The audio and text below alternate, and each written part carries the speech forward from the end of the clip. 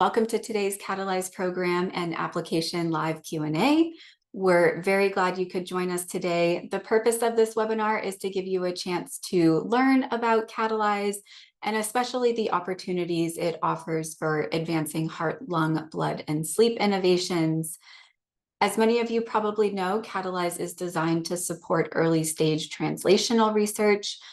This is from product definition to preclinical development, also regulatory support, and several variations of technical support. The program provides critical resources to help investigators move their ideas closer to patient impact and commercial readiness. So today's session is really focused on you. We want to make sure you walk away with clarity and confidence as you consider or prepare your application. And we're hosting this session in light of our next receipt date for the product definition program, which is October 21st. So like I was saying, we do encourage participation. So as you have questions throughout, please drop them in the Q&A. You can find that in the Zoom toolbar, and you should be able to type your question and submit it to us. You can also use the raise hand function, and we'll try to get to as many of your questions as possible. So today with us, we have Mike Peck, who is the Scientific Director of the Catalyze program from NHLBI, Nitin Agrawal, who is from the Division of Blood Diseases and Resources, and Tom Hu, who is from the Division of Lung Diseases. And then Sudhi Roshan and Diana Severin-Stevens, who are the directors of the Catalyze Coordinating Center. So with that, Mike, I think I'll turn it over to you. Thanks, Marissa, and welcome everyone to what's hopefully going to be an informal chat with you all and hopefully answer your questions. So we have a few slides just to orient you to the program, and hopefully answer some of the basic questions, and then we can get to your direct questions after that. So next slide, please.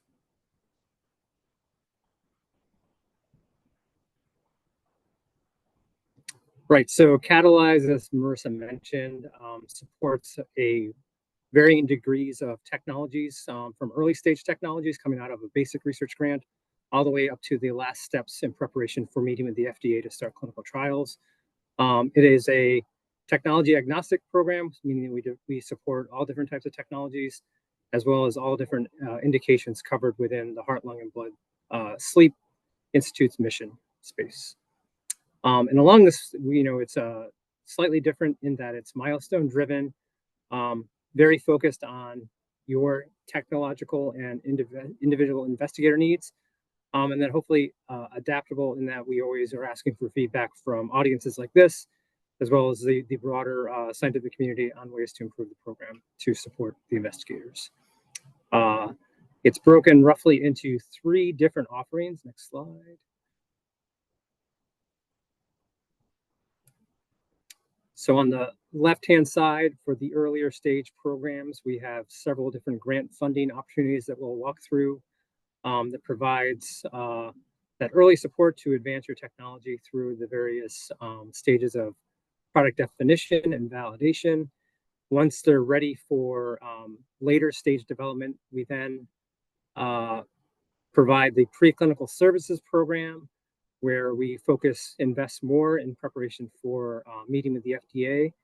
And then we have a standalone regulatory support services program where you can just apply for standalone regulatory consulting services, everything from basic, what is my path to the FDA, to I need help preparing documents to meet with the FDA.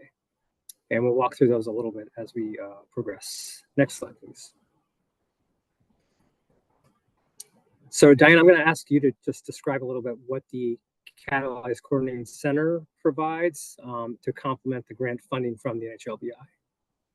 Sure. So we have a very diverse group of products. And so we have a lot of different types of technical, regulatory, and commercialization experts that are either in the coordinating center or in our network of consultants and experts for the coordinating center. If you come in with a therapeutics product, we have folks with medicinal chemistry, pharmacology, toxicology, and other types of expertise. We also have folks with device expertise. We can help you with engineering aspects, design, verification, validation, manufacturing. We have several folks that have expertise in regulatory affairs, including several ex-FDA folks. And we have a group that can provide commercialization support. All of these resources are available to you at no cost. If you are either in product definition, in preclinical services, or if you're in regulatory support only, you receive guidance and expert from our regulatory affairs folks. So all of this is a component of the Catalyze program, in addition to the services and the grant funding that you may be receiving. So this makes the Catalyze program a little unique because these resources are available to you at any time while you're in the program. Back to you, Mike. Thanks, Dana. And as if you haven't already figured out, this is a team support. So we have the scientific expert within the program office divisions, the Catalyze core team here from the NHLBI, and then obviously the partnership with RTI as the Catalyze Coordinating Center.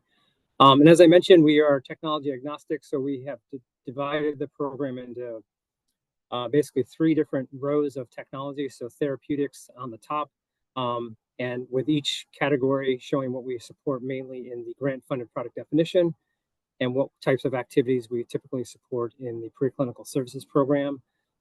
So focused grant funding for therapeutics, device and diagnostics, and then a standalone enabling technology grant funding opportunity. Next slide. So these are the most recent and the 3rd iteration of the notice of funding opportunities. So as I mentioned, on the left-hand side is a standalone enabling technology and transformative platforms. This is for technologies that have the feasibility already demonstrated, usually through an R21 type award, and really doesn't quite have, it's a platform, so it doesn't have a specific indication yet. So this is a 2-year award. In the middle, we have the therapeutic suite. So we have a biphasic R61, R33 for earlier stage technologies. And then for slightly more developed technologies, we have an R33, which is a 2-year direct to R33 application. And then similarly for device and diagnostics, we have, again, the biphasic R61, R33, but then also a direct to R33 for those later stage development activities. Should note that also new for this reissue is that we are calling out combination products for the therapeutics for any combination product that has a drug or therapeutic component to it. Those should be submitted through one of these 2 NOFOs listed here. Next slide. And then just to drill down real quick on some of the key high marks of the different NOFOs. So again, the enabling technology transformative platform, the budget's listed there. And really this is for advancing and validating platform technologies that have already had some feasibility demonstrated, while also providing justification of why the NHLBI should support these platform technologies, and really kind of focusing the technology on its potential to really transform one of the heart, lung, blood, sleep diseases or indications. Next slide. So the major changes here for NOFOs, so is again, we increase the direct cost based on feedback and the increasing costs due to inflation. And the only other change for the 26018 here in the therapeutics, but then also in the diagnostic device R33 is we now are allowing resubmission applications. So if you complete the R61, R33, but aren't quite ready for a preclinical program, you may resubmit or renewal application to the 26018 on this page, and then the 26020 for device and diagnostic. And stem cells are, of course, should be a therapeutic, so they would be one of these two programs for now. Next slide. So as I mentioned, again, we increased the direct cost for all the NOFOs. So here it's 300,000 direct costs for the device diagnostics.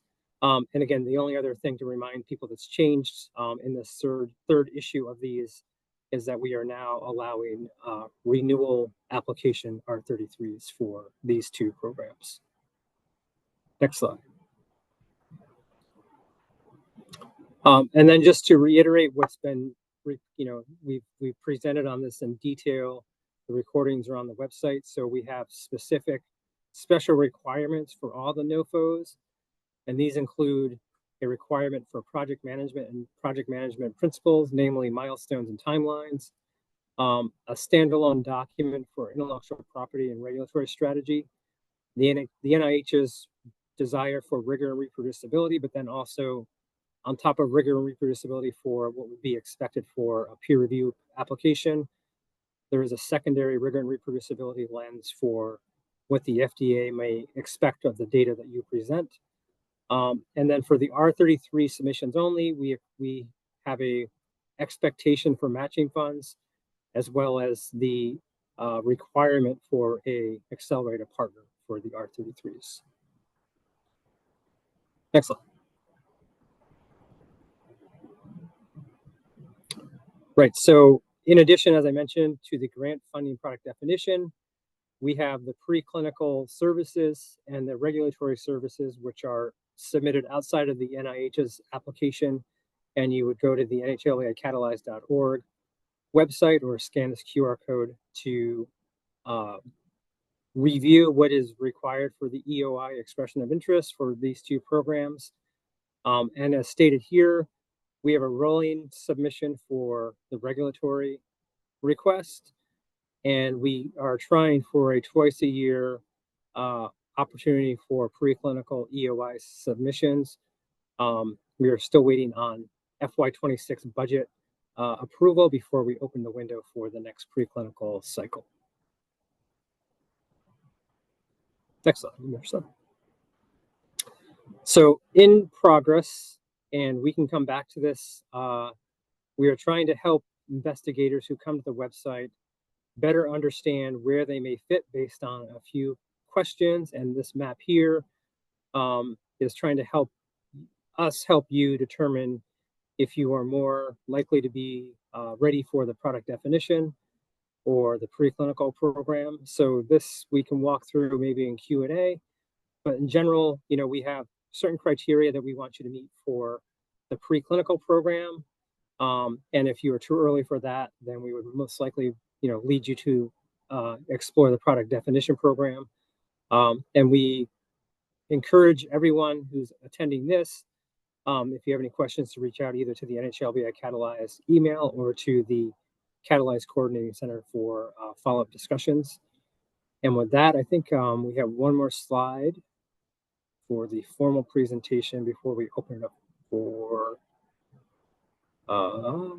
let's see, wasn't expecting this slide. Okay, so here's a little bit of, the program is now 5 years old, have been active for 5.5 years. And this is showing the kind of success rate of completing the program. We've had a few that have, for technical reasons, been terminated early. But generally, most folks who receive grants or services are able to complete them on time or with slight delays to their milestones. All right, and I think we had one more slide for Q&A after this one, and then lost it. Right, so here is a reminder of the email addresses that you may use. They both go to the broader team, so it's okay to email them both at the same time. That's actually preferable to then emailing them separately so that we know how to communicate. We can walk through the website if there's interest in that. And then, as I mentioned, as the Catalyze program has grown, we've recruited other programmatic staff to serve as kind of scientific leads. So Rahul Thakur, who's not here, is from the Division of Cardiovascular Sciences. and is also the scientific lead on the preclinical program. However, we do have Tom Hu from the lung division and Nitin Agarwal from the blood division, who are the scientific leads on the product definition program. And we're all here to happily answer your questions. So Marissa, do you want to get some of the questions? Do we have another slide with the questions, or how are we doing the pre-populated questions? So maybe by way of background, Nitin is a former principal investigator and successfully has, actually both Tom and Nitin are former principal investigators. And Tom has additional expertise from working at BARDA. So maybe Nitin, I can call on you first to answer the first two questions there under the application preparation and strategy. So, hello everyone.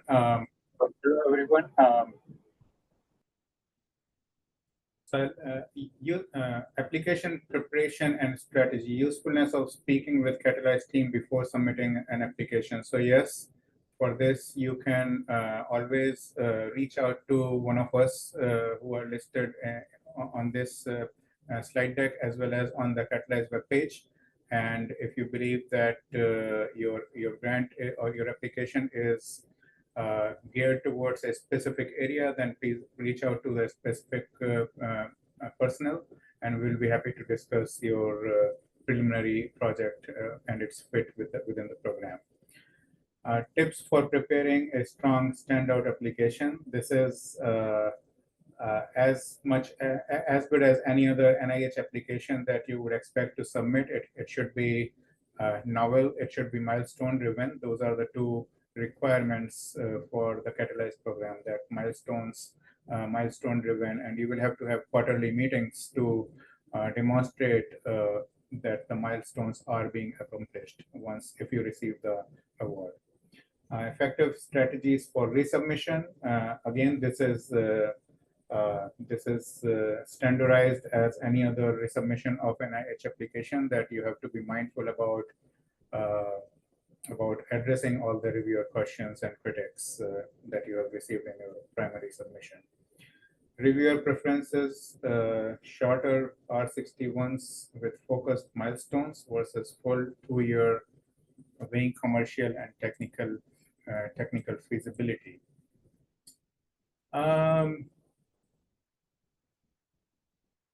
There are no reviewer preferences in this context. I would say that whatever the RFA guidelines are for the R61 or for the R33, you should follow those guidelines within the RFA. Considerations for applying through a small business versus an academic institution. There are no biases. There are no biases across the two organization or two streams. Both small businesses and academic institutions are eligible to apply for Catalyze. Program. Great. And then just to add in, one of the most effective strategies for resubmission is, once you've addressed the reviewer's critiques, is to follow up with the program officer who's listed on your summary statement to discuss. Oftentimes the program officers will listen into the review meeting live and may have additional context of what the reviewers were speaking to based on the written feedback you received in the summary statement. So thanks, Nitin. I think I'm going to ask Tom to jump in for some of the program process and application review questions, and then we can fill in where he wants to hand off. Thanks, Mike. And optimal timing to apply.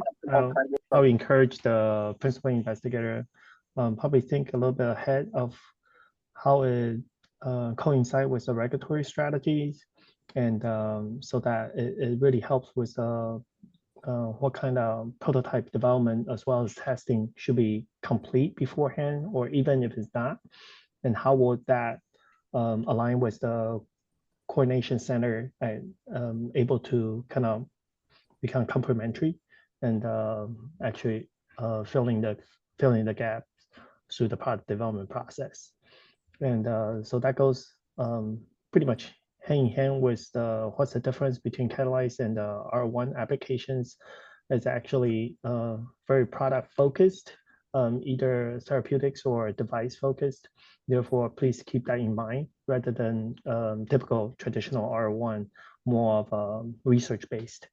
And that also goes hand in hand with how does that differ between the typical SBIR, STTR application process versus the Catalyze process. Some of this support actually slightly earlier phase, utilize that as well as take advantage of that preclinical support, regulatory support to potentially integrate it into that processes. And I guess sources to find focus topics prioritized by NHLBI and Catalyze Coordination Center. That's actually, there's a website, Mike already presented it. That's actually, I'll highly encourage folks to check out not only the website, but also different NOFOs and as well as a funding opportunity, as well as additional supports. And of course, scientific mechanistic research with product development in Catalyze projects is always need good scientific foundation in order to help with the product development process. So very similar to traditional therapeutics development as well as device development. For example, mechanisms of actions, are we hitting the right targets? Those kind of things need to be considered, as well as regulatory components to make sure that it's going through potential federal agency review process for the FDA.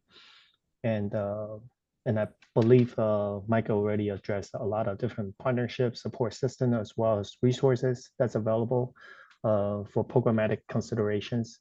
So any additional gaps I haven't addressed between Mike and Nitin or Coordination Center colleagues?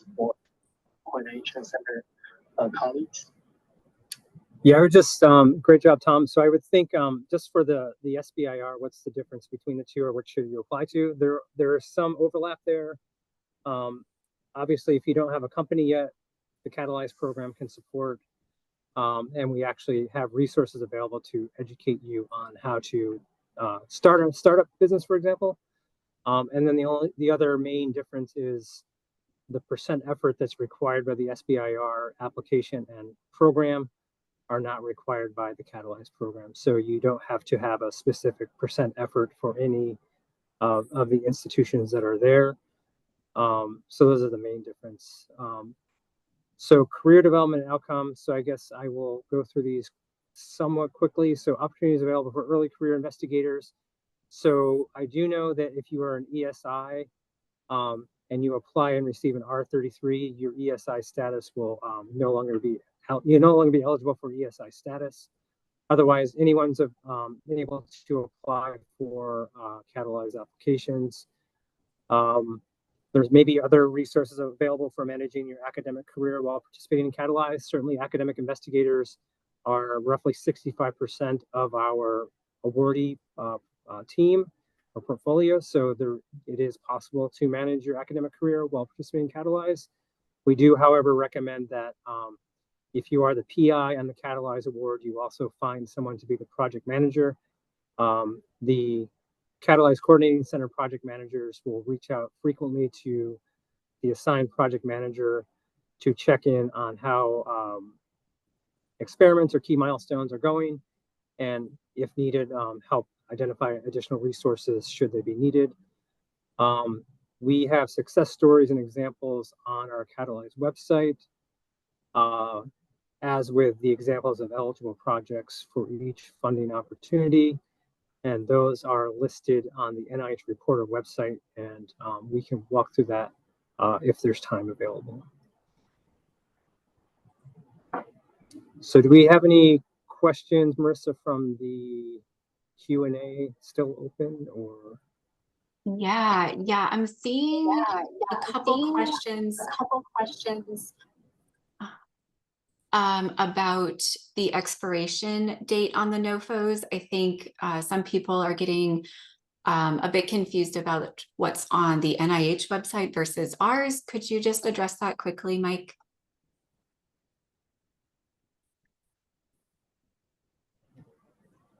Keep getting muted.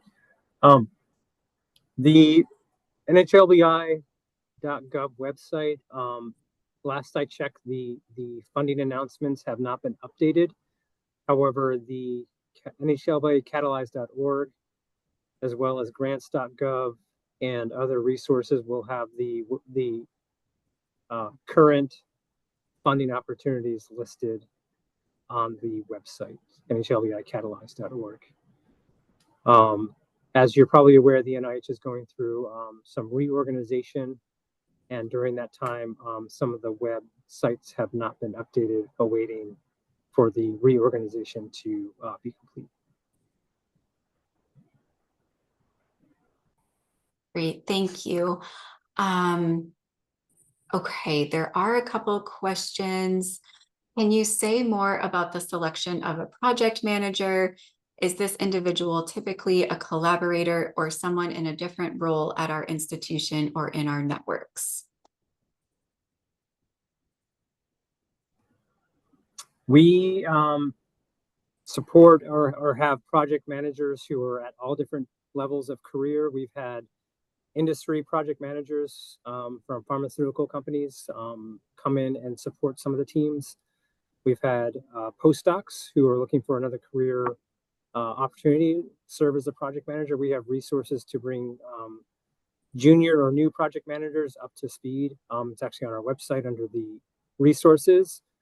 And generally what we're looking for is someone who usually has some background in science, who can oversee the milestones and interact with the principal investigator on a regular basis. Doesn't have to be an everyday basis. It's usually like a 25% effort, maybe 50%.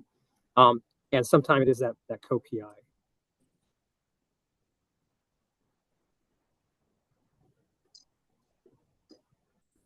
Diana and Sudi, there are a couple questions about the regulatory services program and eligibility, as well as the type of support that is offered. Could you provide a little more context about that?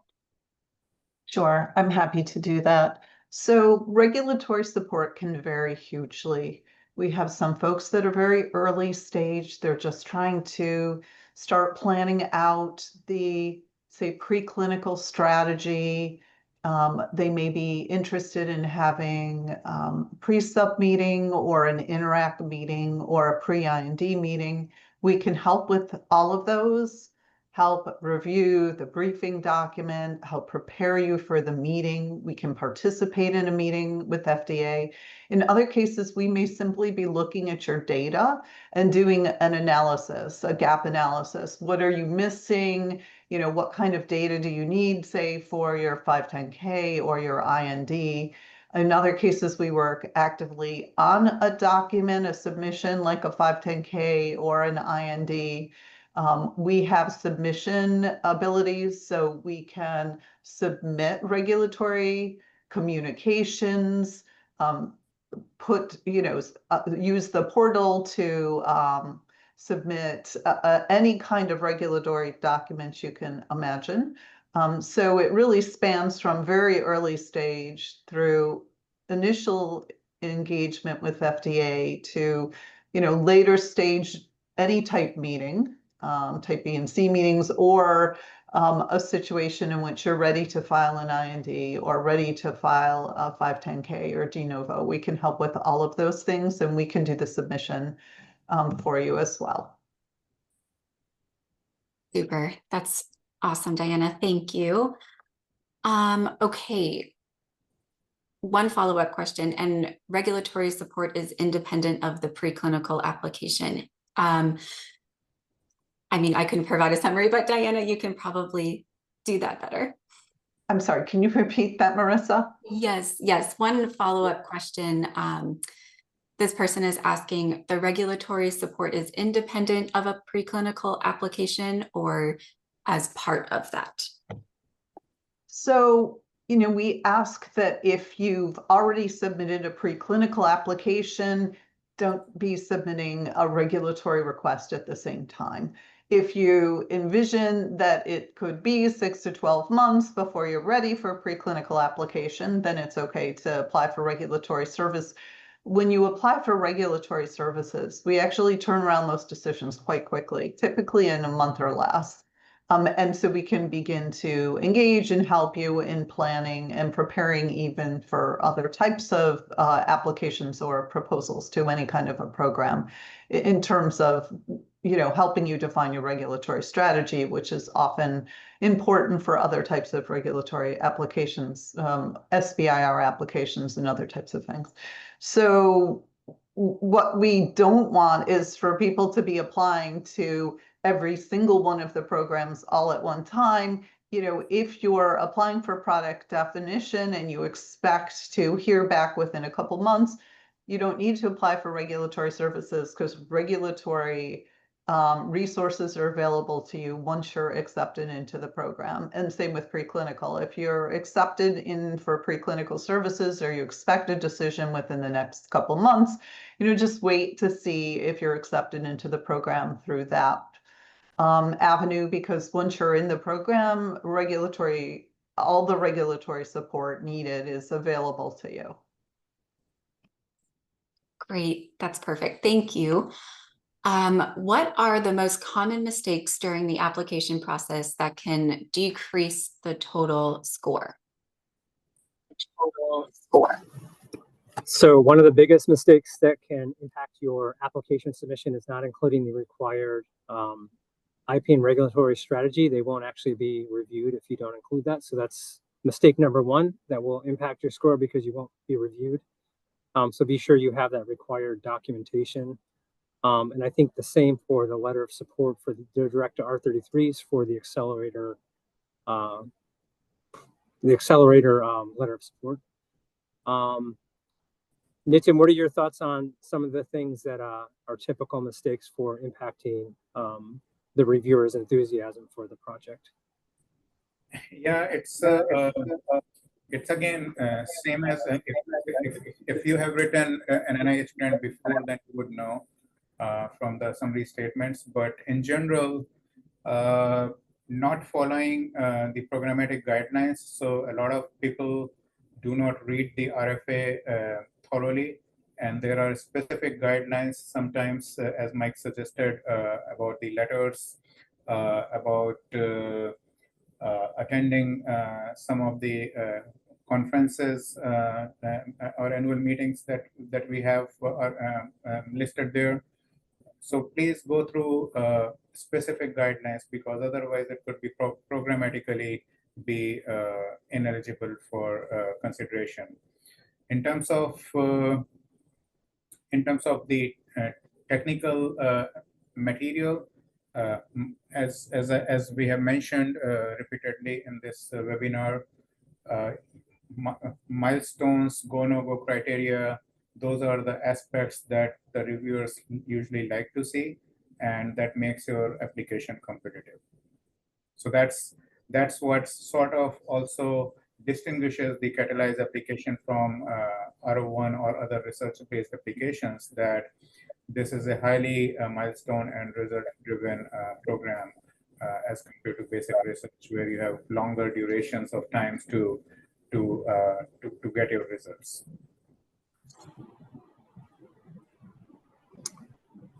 Right, and I think to add to that just a little bit, so in addition to the peer reviewers, once they get a score and they come to the NHLBI for programmatic review, we are also doubling down to make sure that your milestones are right size for the program and not overly ambitious.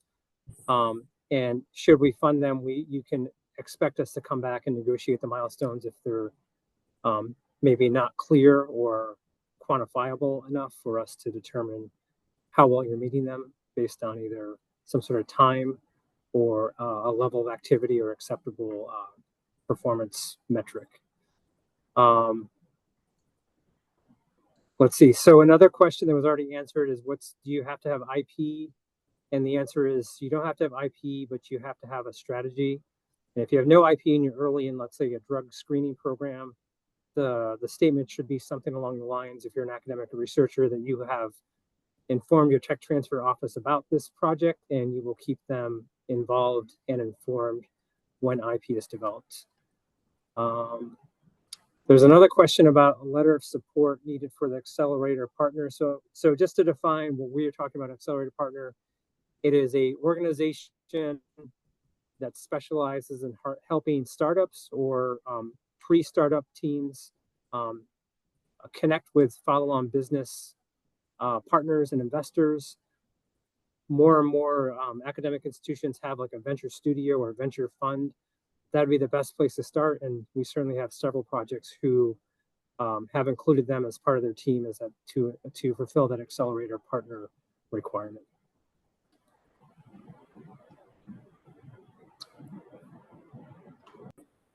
Perfect. Okay, let's go to a couple questions about the review process. So one question reads, is the application review process similar to other NIH study section processes, or is there a different study section for each RFA?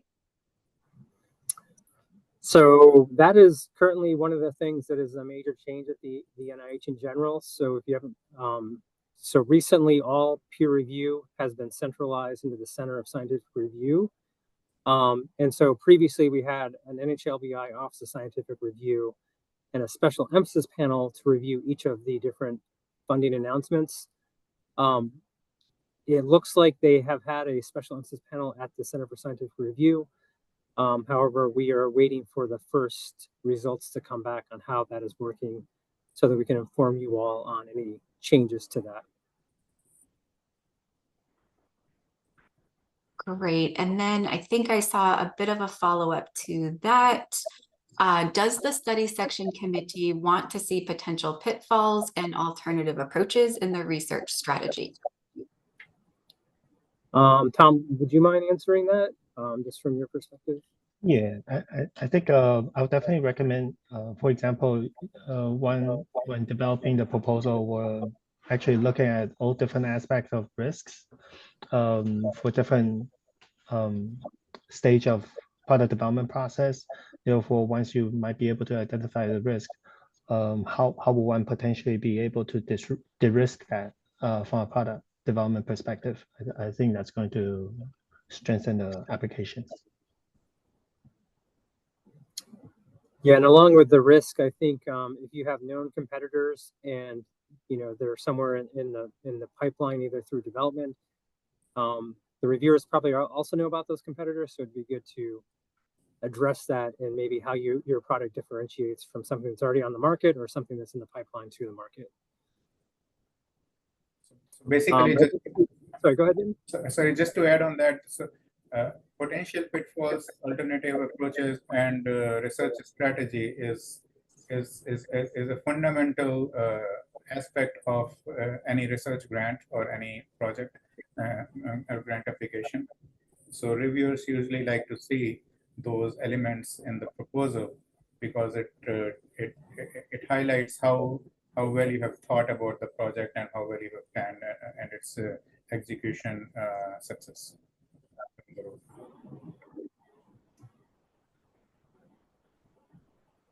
All right. Let's see. There is a question about priority areas.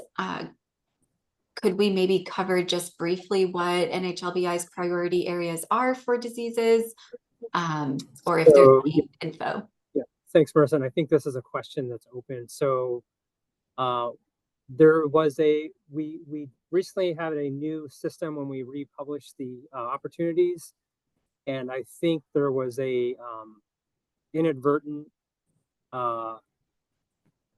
statement or lack of statement for the Division of Cardiovascular Sciences. That does not mean that we are not interested in cardiovascular research. It's one of our largest areas of submission. And certainly reading the strategic vision for the NHLBI is a place to go for priorities, or what we don't want you to do is call us and say, what do you want us to do? We want you to come with some sort of idea and just, get our feedback on like the fit for the program, or from, Tom and Nitin's perspective, for example. They manage a portfolio given their scientific expertise, so they're aware of other projects that are competing, that are already funded, or if a certain thing's already been tried, and they may give you feedback on that kind of priority area as well.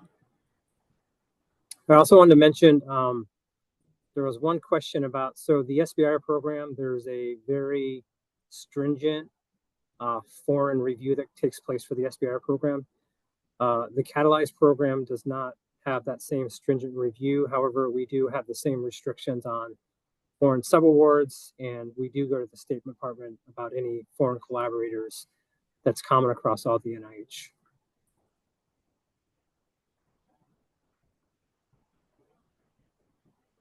Fantastic. So I see, and I thought I answered this question. It says done, but I don't. It's still open. So if you get a not discussed, you should do a resubmission. That's correct.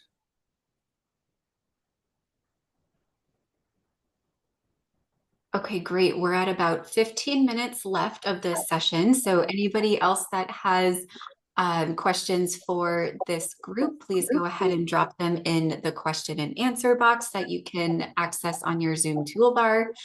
Otherwise, I think we can maybe move over and walk through the website. Yep. So I see one about the budget. So read the notice of funding opportunity carefully. There's also the guide to NIH, was it the 424 guide to the NIH submissions, so that you understand how the budget should be structured and submitted in your application. And then for success rates, those I don't know are published, but they're generally in line with the SBIR phase 1, phase 2 program of around 15 to 20% success rate.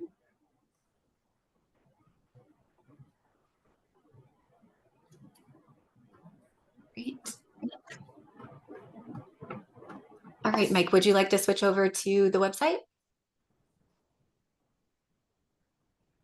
Sure. Okay.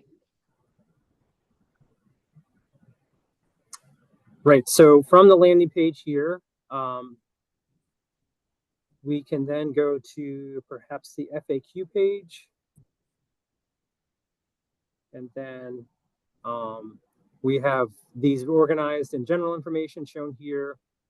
And then for the two major programs, product definition, preclinical. So Marissa, I think a lot of these questions were on the product definition. So can we go there first?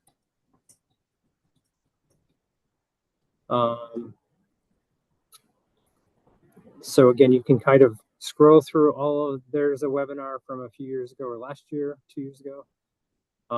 And then, lots of information on what opportunities are available, what types of funding it is. So this kind of, and then also a clickable checklist for any of the special requirements that is needed for the program.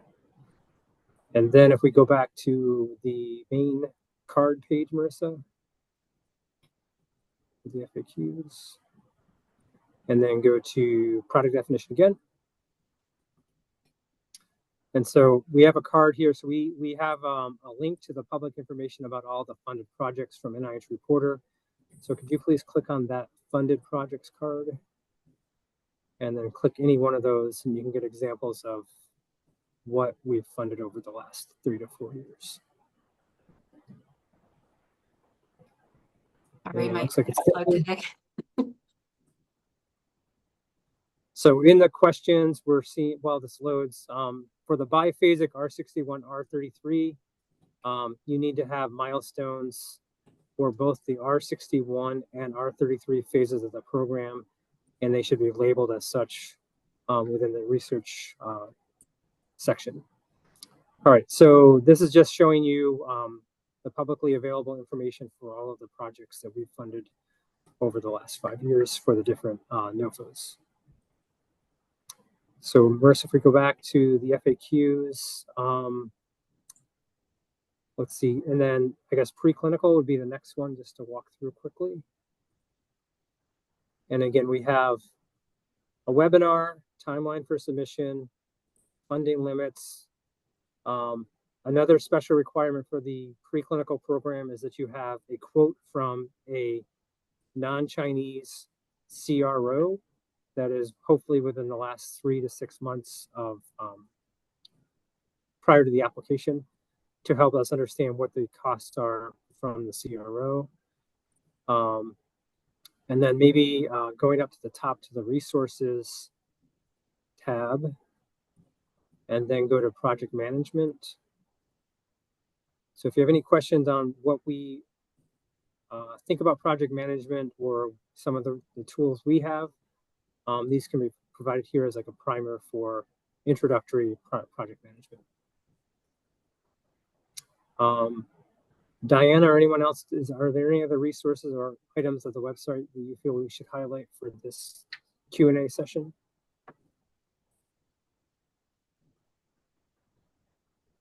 No, I think you've covered it. I think I'll add one point. There are lots of questions about where the recordings are available of our webinars. That's under the events page. So on our home screen, just click events, the drop down here, and click webinars. So obviously this is September 3rd, today's webinar. And when the recording is up, this button over here on the right will turn into a view recording button, and you'll be able to watch this recording as well as download the slides.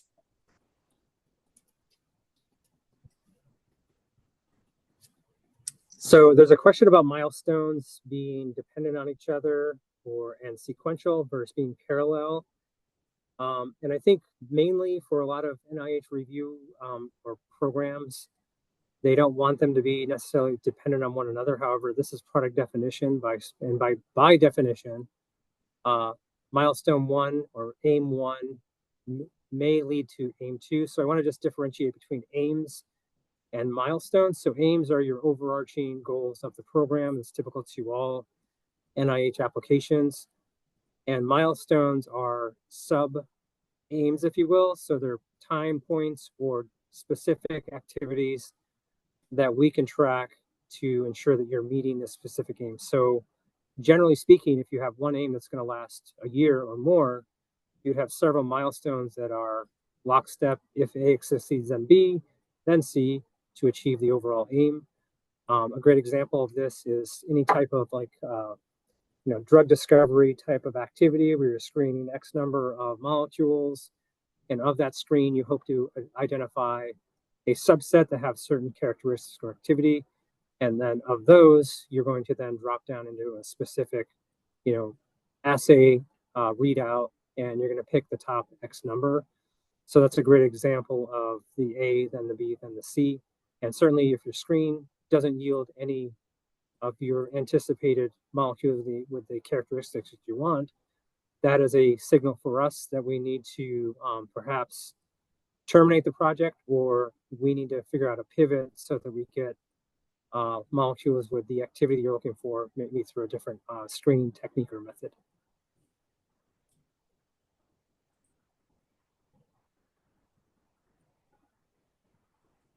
Great. Well, let's see, we have only about 8 minutes left. And if there are no additional questions, I think we can direct everyone to the chat. I've put the email addresses that you can reach us at. Also, once again, our website address.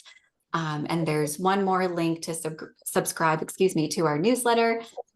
We put out a quarterly newsletter, so you won't be inundated with emails every single day, but we do like to communicate upcoming opportunities as well as our receipt dates and any award information via the newsletter.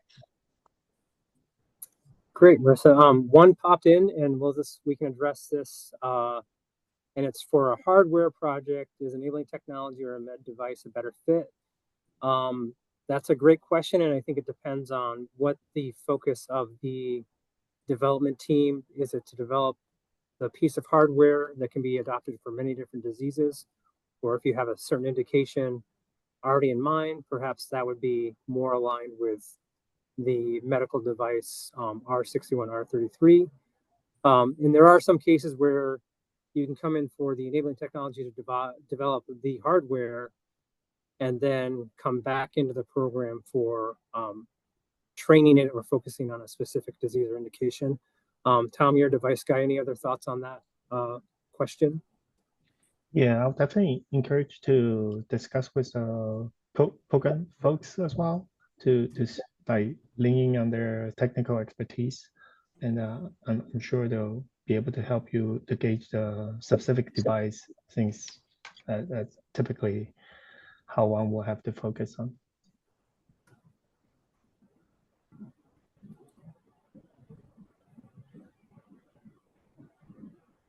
Any last questions, folks? Thank you so much for joining today. All right. And just to reiterate, we always want to speak to you. And I saw someone mention that an email went unanswered. We apologize. We get hundreds a day. So the best idea is to email one of those general boxes where more than one individual sees it, and hopefully we can do our best to get back to you. But sometimes a second or third email helps us identify the ones that we've missed. And it's just, we're all human and doing our best to answer the sea of information that we are requested to provide. Fabulous. Thank you so much, NHLBI and Coordinating Center.